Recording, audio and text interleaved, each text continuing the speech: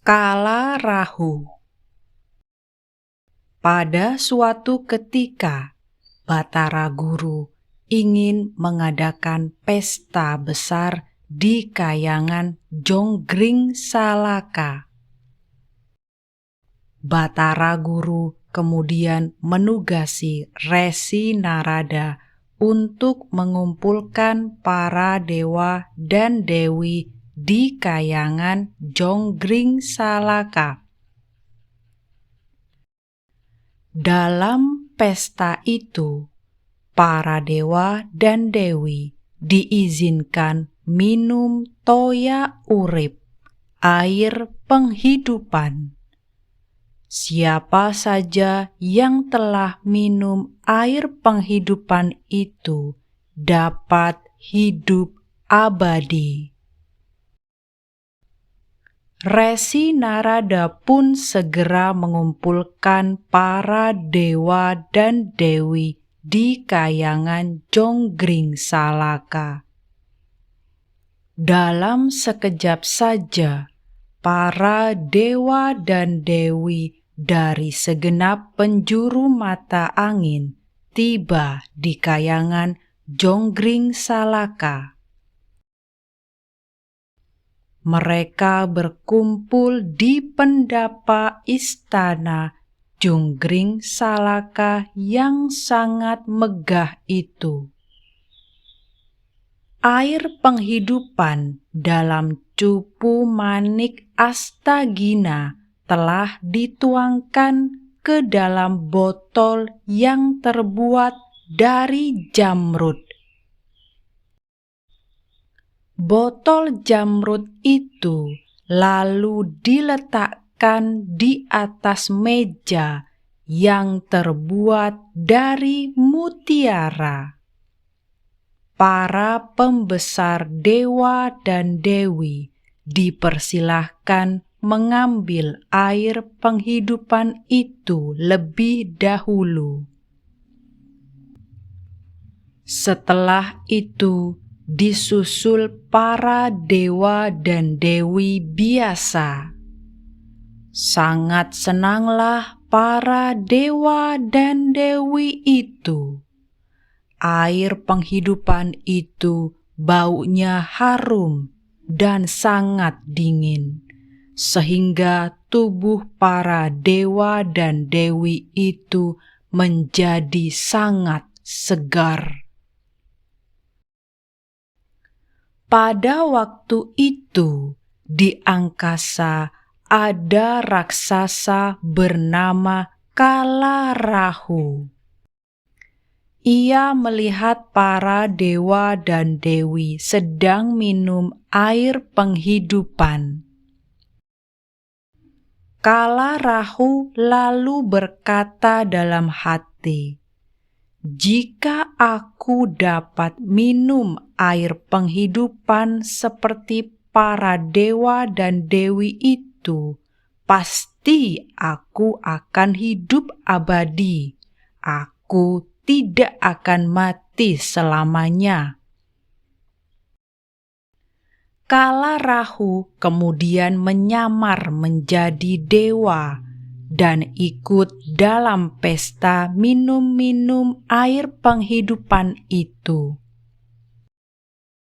Dewa Matahari, Sang Hyang Surya, dan Dewa Bulan, Sang Hyang Chandra, tahu bahwa Kala Rahu menyamar sebagai dewa ikut dalam pesta itu. Mereka segera memberitahu kepada Sang Hyang Wisnu.